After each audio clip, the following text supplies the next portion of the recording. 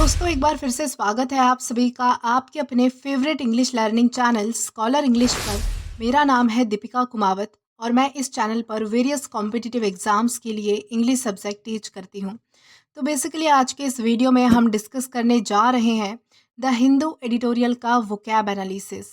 आशा करती हूँ कि आप इन सेशंस के साथ रेगुलरली जुड़ रहे हैं और इनका बेनिफिट भी उठा रहे हैं, क्योंकि इन सेशंस का मकसद है आपकी वोकैब पावर को और ज़्यादा इन्हांस करना। और ये जो वोकैब सेशंस है, ये बैंक, एसएससी, रेलवे, यूपीएससी या फिर किसी भी कॉम्पिटिटिव एग्ज़ाम के लिए इक्वली बहुत ही ज़्यादा इंपॉर्टेंट है। तो चलिए और ज़्यादा देर ना करते हुए बढ़ते हैं हमारे वोकैब शो की ओर और जानेंगे कि आज का हमारा सबसे पहला वर्ड कौन सा है। तो दोस्तों, आज का हमारा सबसे पहला वर्ड है एरुडाइट। एरुडाइट का मतलब होता है विद्वान या फिर बहुत ज्ञानवान, यानी कि ऐसा व्यक्ति जिसके पास जो है वो बहुत ही ज़्यादा ज्ञान होता है, जो बहुत ज़्यादा इंटेलेक्चुअल होता है, इंटेलिजेंट होता है। ऐसे व्यक्ति को हम क्या कहेंगे? ऐसे व्यक्ति को हम कहेंगे एरुडाइट। और ये हमारे पास पार्ट्स ऑफ स्पीच में एग्जेक्टिव है, यानी कि विशेषण है।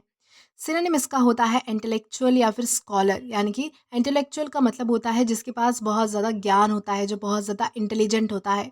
और स्कॉलर का मतलब होता है विद्वान, यानी कि सेम ही, जिसके पास बहुत ज़्यादा ज्ञान हो, जिसके पास हर चीज़ की समझ हो।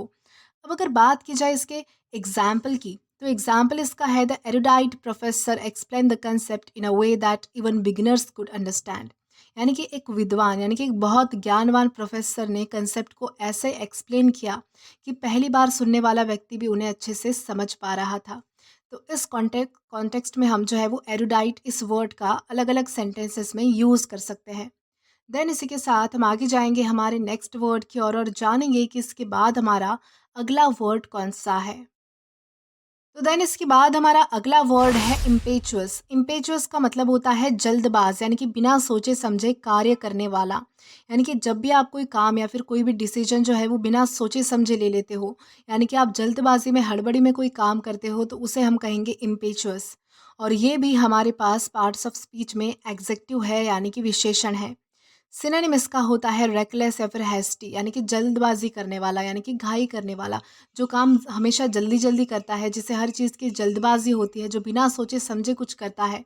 ऐसे व्यक्ति को हम क्या कहेंगे? रेकलेस या फिर हैस्टी।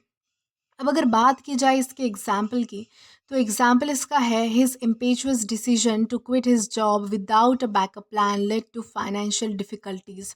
यानी कि उसकी जो जल्दबाजी में लिया गया जो डिसीजन था कि वो अपना जॉब जो है वो छोड़ देगा, तो उससे क्या हुआ? विदाउट बैकअप प्लान, यानी कि उसके पास कोई बैकअप प्लान भी नहीं था और साथ ही साथ उसने जो है वो हड़बड़ी में क्या किया कि अपने जॉब को छोड़ने का डिसीजन ले लिया, जिसके वजह से उसे जो है वो बहुत ही ज़्यादा फाइनेंशियल डिफिकल्टीज से जूझना पड़ा।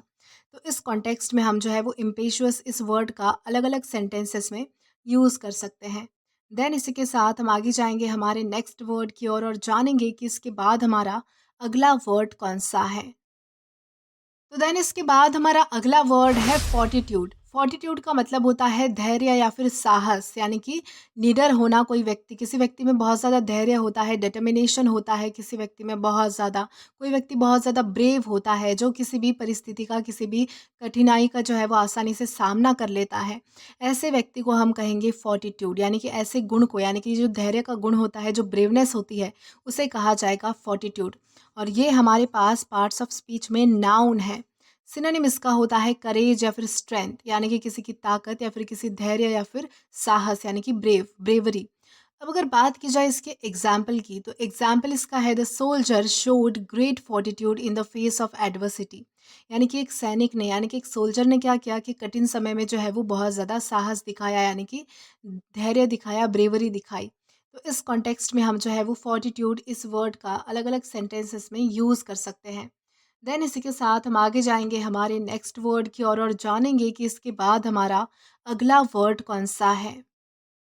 तो देन इसके बाद हमारा अगला वर्ड है एम्बिवलेंट। एम्बिवलेंट का मतलब होता है उभय भावी। उभय भावी यानी कि मिश्रित भावनाओं वाला, यानी कि जिसके इमोशंस जो है वो मिक्स हो जाते हैं, यानी कि जो कंफ्यूजिंग होता है, यानी कि ऐसी कोई चीज़ या फिर ऐसा कोई नेचर किसी व्यक्ति का जो कन्फ्यूज़ करने वाला है। यानी कि आपको समझ नहीं आता कि ये जो है वो हाँ कह रहा है या फिर ना कह रहा है। यानी कि इसका इमोशन क्या डिस्क्राइब कर रहा है वो आप पता नहीं कर पाते। यानी कि जब आपके मिक्स इमोशन होते हैं, आप बहुत ज़्यादा कॉम्प्लेक्सिटी में होते हो, कन्फ्यूजन में होते हो, तब हम जो है वो एम्बिवलेंट इस वर्ड का यूज़ करते हैं। और ये हमारे पास पार्ट्स ऑफ स्पीच में एग्जेक्टिव है यानी कि विशेषण है। सिनोनिम इसका होता है अनसर्टन या फिर कॉन्फ्लिक्टेड। यानी कि ऐसी चीज़ जिसमें जो है वो बहुत ज़्यादा दुविधा है, जिसमें बहुत ज़्यादा कन्फ्यूजन है, कॉम्प्लेक्सिटी है, जिसमें बहुत ज़्यादा मिक्स इमोशंस है। ऐसे चीज़ों को हम कहेंगे अनसर्टन या फिर कॉन्फ्लिक्टेड। कॉन्फ्लिक्टेड मतलब कि बहुत ज़्यादा उलझी हुई कोई चीज़ होना, अनसर्टन की मतलब जिसका हम कोई कुछ बता नहीं सकते, जिसके बारे में हम जो है वो प्रिडिक्ट नहीं कर सकते, ऐसी कोई चीज़। अब अगर बात की जाए इसके एग्जाम्पल की, तो एग्जाम्पल इसका है she felt ambivalent about choosing between higher studies and a job. यानी कि वो जो है वो बहुत ज़्यादा कंफ्यूज थी, यानी कि एक टाइप के मिक्स इमोशन में थी। यानी कि उसे समझ नहीं आ रहा था कि वो अपने हायर स्टडीज़ को चूज़ करे या फिर कोई जॉब चूज़ करे।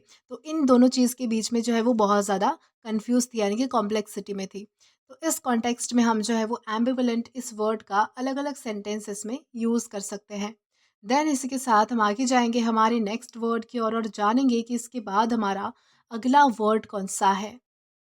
देन इसके बाद हमारा अगला वर्ड है ऑस्टेंटेशियस। ऑस्टेंटेशियस का मतलब होता है दिखावटी, यानी कि जब आप किसी चीज़ का दिखावा करते हो, यानी कि दूसरों को शो करने के लिए, ओवर शो करने के लिए जब आप कोई काम करते हो, कोई चीज़ करते हो, तो उसे कहा जाएगा ऑस्टेंटेशियस। और ये हमारे पास पार्ट्स ऑफ स्पीच में एग्जेक्टिव है यानी कि विशेषण है।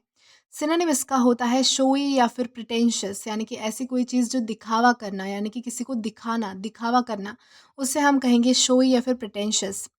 अब अगर बात की जाए इसके एग्जाम्पल की, तो एग्जाम्पल इसका है his ostentatious lifestyle was meant to impress others. यानी कि उसकी जो दिखावटी लाइफस्टाइल है, यानी कि जिस तरह से वो दिखावा करता है अपनी लाइफस्टाइल का, वो सिर्फ जो है वो लोगों को इम्प्रेस करने के लिए है। यानी कि लोगों पर जो है वो अपना इंप्रेशन जमाने के लिए जो है वो अपनी लाइफस्टाइल में जो है वो बहुत ज़्यादा दिखावा करता है, यानी कि शो करता है। तो इस कॉन्टेक्स्ट में हम जो है वो ऑस्टेंटेशियस इस वर्ड का अलग अलग सेंटेंसेस में यूज़ कर सकते हैं। देन इसी के साथ हम आगे बढ़ेंगे हमारे नेक्स्ट वर्ड की तरफ।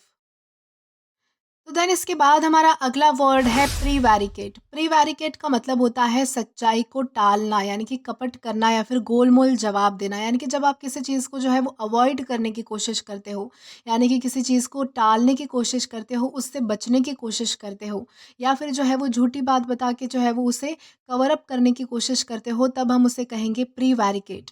और ये हमारे पास पार्ट्स ऑफ स्पीच में वर्ब है यानी कि क्रिया है। सिनोनिम इसका होता है मिसलीड या फिर इवेड, यानी कि किसी को जो है वो गुमराह करना अपने जवाबों से, या फिर गोलमोल जवाब देना, सच्चाई को टालना, या फिर किसी चीज़ को अवॉइड करने की कोशिश करना, बचना उससे, इवेड, उसे कहा जाएगा मिसलीड या फिर इवेड। अब अगर बात की जाए इसके एग्जाम्पल की, तो एग्जाम्पल इसका है the politician tried to prevaricate when ask about corruptions allegations. यानी कि एक पॉलिटिशियन जो है वो जो है वो अपने जवाबों को प्रिवैरिकेट कर रहा था, यानी कि सच्चाई को टाल रहा था, गोलमोल जवाब दे रहा था, यानी कि बातें जो है वो अवॉइड कर रहा था, जब उससे जो है वो भ्रष्टाचार के आरोपों पर कोई सवाल पूछे गए। तो इस कॉन्टेक्स्ट में हम जो है वो प्रीवैरिकेट इस वर्ड का अलग अलग सेंटेंसेस में यूज़ कर पाएंगे। देन इसी के साथ हम आगे जाएंगे हमारे नेक्स्ट वर्ड की ओर और जानेंगे कि इसके बाद हमारा अगला वर्ड कौन सा है। तो देन इसके बाद हमारा अगला वर्ड है सुपरफ्लुअस। सुपरफ्लुअस का मतलब होता है अनावश्यक या फिर अतिरिक्त, यानी कि ऐसी कोई चीज़ जिसकी ज़रूरत नहीं है, यानी कि जो अनावश्यक है, जो रिक्वायर्ड नहीं है, या फिर अगर है भी तो अतिरिक्त है, यानी कि ज़्यादा है, ज़रूरत से ज़्यादा है, जिसका होना ना होना एक समान है, अगर वो नहीं भी होती है तो भी जो है वो काम चल जाए, ऐसी कोई चीज़ हो, यानी कि सुपरफ्लुअस हो, यानी कि अनावश्यक या फिर अतिरिक्त हो, उसे हम कहेंगे सुपरफ्लुअस। और ये हमारे पास पार्ट्स ऑफ स्पीच में एग्जेक्टिव है यानी कि विशेषण है। सिनोनिम इसका होता है एक्सेसिव या फिर अननेसेसरी, यानी कि कोई चीज़ ज़्यादा होना, अतिरिक्त होना, या फिर अननेसेसरी होना, यानी कि अनावश्यक होना, यानी कि ऐसी कोई चीज़ जिसकी ज़रूरत ना होते हुए भी होना, तो उसे हम कहेंगे एक्सेसिव या फिर अननेसेसरी। अब अगर बात की जाए इसके एग्जाम्पल की, तो एग्जाम्पल इसका है the essay contains superfluous details that were not relevant to the topic। यानी कि निबंध में, यानी कि ऐसे में जो है वो ऐसे सुपरफ्लुअस डिटेल्स बताई गई थी, यानी कि ऐसी, यानी कि ज़्यादा, यानी कि अतिरिक्त डिटेल्स उसमें, यानी कि अनावश्यक डिटेल्स उसमें दी गई थी जो कि हमारे टॉपिक से रिलेटेड नहीं थी, यानी कि उसकी कोई भी ज़रूरत वहाँ पर नहीं थी। तो इस कॉन्टेक्स्ट में हम जो है वो सुपरफ्लुअस इस वर्ड का अलग-अलग सेंटेंसेस में यूज़ कर सकते हैं। देन इसी के साथ हम आगे जाएँगे हमारे नेक्स्ट वर्ड की ओर और जानेंगे कि इसके बाद हमारा अगला वर्ड कौन-सा है। तो देन इसके बाद हमारा अगला वर्ड है अल्ट्रुइस्टिक। अल्ट्रुइस्टिक का मतलब होता है निस्वार्थ या फिर परोपकार, यानी कि ऐसा व्यक्ति जो बहुत ज़्यादा बेनोवलेंट है, यानी कि जो दूसरों के प्रति प्रति जो है वो अपना मन उदार रखता है, यानी कि जिसके मन में जो है वो जिसका मन बहुत ज़्यादा बड़ा होता है, जो नेक इंसान होता है, जिसे हम भला इंसान कहते हैं, तो ऐसे इंसान को हम जो है वो अल्ट्रुइस्टिक कहेंगे। जो सेल्फलेस होता है, निस्वार्थ होता है, यानी कि खुद के लिए कुछ नहीं करता, तो ऐसे व्यक्ति को हम क्या कह सकते हैं, ऐसे नेचर को, ऐसी क्वालिटी को हम कहेंगे अल्ट्रुइस्टिक। और ये हमारे पास पार्ट्स ऑफ स्पीच में एग्जेक्टिव है, यानी कि विशेषण है। सिनोनिम इसका होता है सेल्फलेस या फिर चैरिटेबल, यानी कि निस्वार्थ और चैरिटेबल का मतलब होता है परोपकारी, यानी कि मदद करने वाला, दान धर्म करने वाला, नेक आदमी या फिर भला आदमी जिसे हम कहते हैं। अब अगर बात करें इसके एग्जाम्पल की, तो एग्जाम्पल इसका है his altruistic nature led him to donate most of his wealth to charity. यानी कि उसका जो अल्ट्रुइस्टिक नेचर है, यानी कि उसका जो परोपकारी और निस्वार्थ नेचर है, उसकी वजह से क्या होता है कि वो जो है वो लोगों में जो है वो अपनी दौलत, धन दौलत जो है वो दान करने में सक्षम होता है। तो इस कॉन्टेक्स्ट में हम जो है वो अल्ट्रुइस्टिक इस वर्ड का अलग अलग सेंटेंसेस में यूज़ कर पाएंगे। देन इसी के साथ हम आगे जाएंगे हमारे नेक्स्ट वर्ड की ओर और जानेंगे कि इसके बाद हमारा अगला वर्ड कौन सा है। तो देन इसके बाद हमारा अगला वर्ड है क्वांड्री। क्वांड्री का मतलब होता है दुविधा या फिर असमंजस, यानी कि कन्फ्यूजन वाली सिचुएशन में होना, यानी कि दो चीज़ों के बीच फंस जाना। यानी कि जब आपके पास दो ऑप्शंस होते हैं और आप फंस जाते हो, आप कंफ्यूज हो जाते हो कि आपको ये चूज़ करना चाहिए या फिर दूसरा चूज़ करना चाहिए, तो ऐसे सिचुएशन को हम कहेंगे क्वांड्री। और ये हमारे पास पार्ट्स ऑफ स्पीच में नाउन है। सिनोनिम इसका होता है डिलेमा या फिर कन्फ्यूजन, यानी कि कोई आपत्ति आना, कोई दुविधा आप आना या फिर कोई कन्फ्यूजन हो जाना। अब अगर बात करें इसके एग्जाम्पल की, तो एग्जाम्पल इसका है he was in a quandary about whether to take the job offer और कंटिन्यू स्टडीज़। यानी कि वो इस दुविधा में थी, इस असमंजस में थी या फिर इस कन्फ्यूजन में थी कि उसे जो है वो जॉब ऑफर एक्सेप्ट करना चाहिए या फिर स्टडीज़ कंटिन्यू करनी चाहिए। तो इस कॉन्टेक्स्ट में हम जो है वो क्वांड्री इस वर्ड का अलग अलग सेंटेंसेस में यूज़ कर सकते हैं। देन इसी के साथ हम आगे जाएंगे आज के हमारे लास्ट वर्ड की ओर और जानेंगे कि आज का हमारा लास्ट वर्ड कौन सा है। तो आज का हमारा लास्ट वर्ड है एलेशन। एलेशन का मतलब होता है खुशी, यानी कि जब आप बहुत ज़्यादा खुश होते हो, यानी कि बहुत ज़्यादा हैप्पी फील करते हो, तो उसे हम कहेंगे एलेशन। और ये हमारे पास पार्ट्स ऑफ स्पीच में नाउन है। सिनोनिम इसका होता है जॉय या फिर डिलाइट, यानी कि बहुत ज़्यादा खुश होना। अब अगर बात की जाए इसके एग्जाम्पल की, तो एग्जाम्पल इसका है her elation was visible when she top the exam. यानी कि उसका एलिशन, यानी कि उसकी जो खुशी है वो जो है वो बाहर से दिख रही थी, यानी कि वो जो है वो विजिबल थी जब उसने एग्ज़ाम में टॉप किया। यानी कि जब उसने एग्ज़ाम में टॉप किया तो उसकी जो खुशी की झलक है वो बाहर दिखाई पड़ रही थी। तो इस कॉन्टेक्स्ट में हम जो है वो एलिशन इस वर्ड का अलग अलग सेंटेंसेस में यूज़ कर सकते हैं। तो दोस्तों आज के लिए बस इतना ही। आज की इस क्लास का पीडीएफ आप हमारे टेलीग्राम चैनल के थ्रू एक्सेस कर सकते हैं।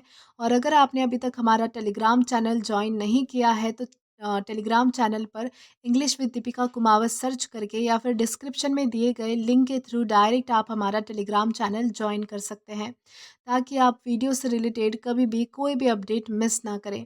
और अगर आपको आज का ये वीडियो पसंद आया है तो do like this video, subscribe the channel and share as much as you can.